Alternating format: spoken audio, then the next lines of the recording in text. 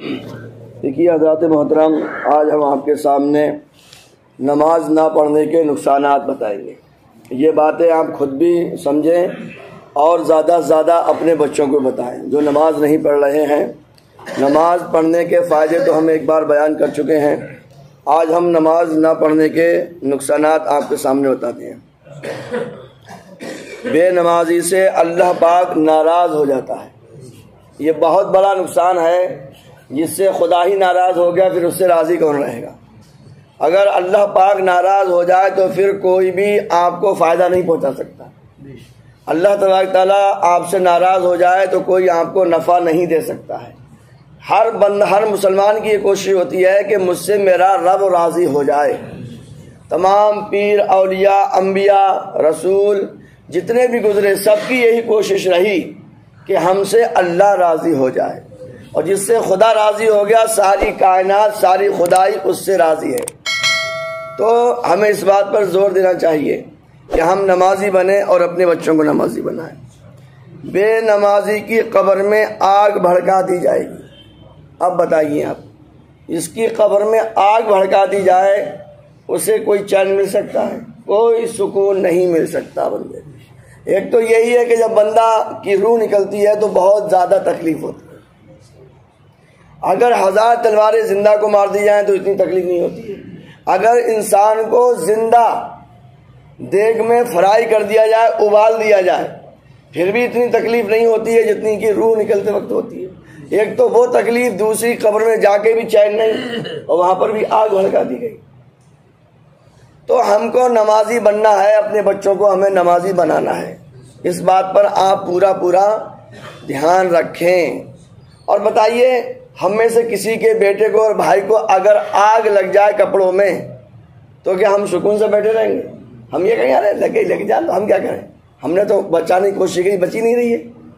ایسا نہیں کریں گے، پورا جتن کر لیں گے، پوری کوشش کر لیں گے، پڑوسیوں کو بلا لیں گے، گاؤں والوں کو بلا لیں گے، اور فائر بریگیڈ بلا لیں گے، آگ بجھانے والی گاڑیوں کو بلا لیں گے، مگر چین سے نہیں بیٹھ سکتے۔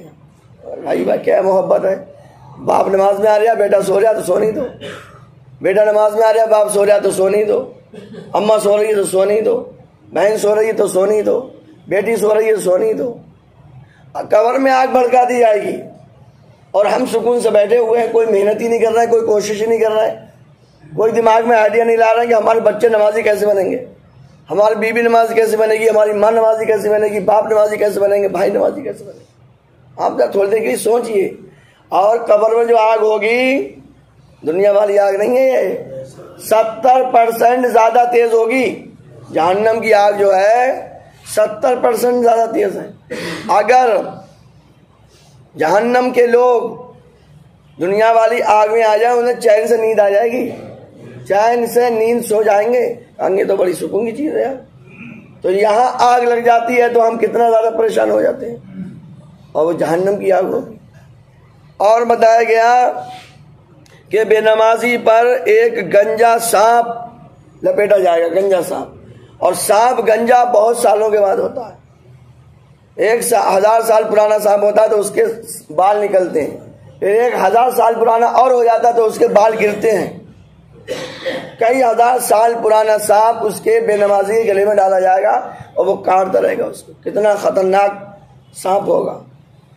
اور بتایا گیا کہ بے نمازی سے بروز قیامت بڑا سختی سے حساب لیا جائے گا، بڑا سختی سے حساب لیا جائے گا، اور حساب تو اچھوں نہیں دے پائیں گے۔ اسی لیے کہتے ہیں بے سبب بخش دے نہ پوچھ عمل، نام غفار ہے تیرا یار، نام غفار ہے تیرا یار۔ اچھے تھوڑی چیزوں کا حساب نہیں دے پائیں گے۔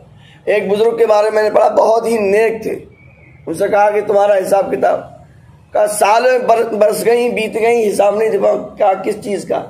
کہا ایک مرتبہ کھانے کے بعد کسی کے چھپر میں سے، کسی کے گھر میں سے تھوڑی سی تنکا نکالا تھا دانت سے بوٹی نکالنے کے لیے۔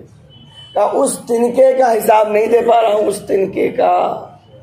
اب آپ بتائیے، بے نمازی سے سختی سے حساب ہوگا۔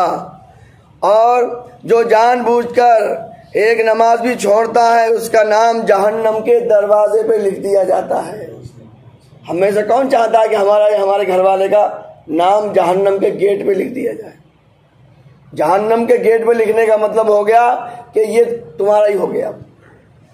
ارے بھائی ہم دیکھتے ہیں بڑے بڑے ادھیکاری کو دروازے پہ جاتے ہیں تو تختی لگی ہوتی ہے، ڈی ایم کی، ایس پی کی، کوتوال کی، کہ یہ ان کا گھر ہو گیا۔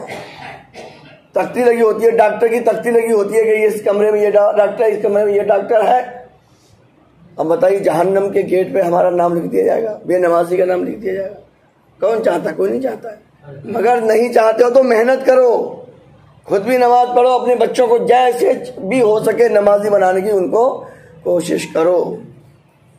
اور اس کے بعد نماز میں سستی کرنے والے کو قبر اس طرح دبائے گی کہ اس کی پسلیاں ٹوٹ پھوٹ کر ایک دوسرے میں گھس جائیں گی، بے بس ہو جائیں گی، ادھر کی ادھر، ادھر کی ادھر، بالکل ایسے چپک جائے گا بندہ۔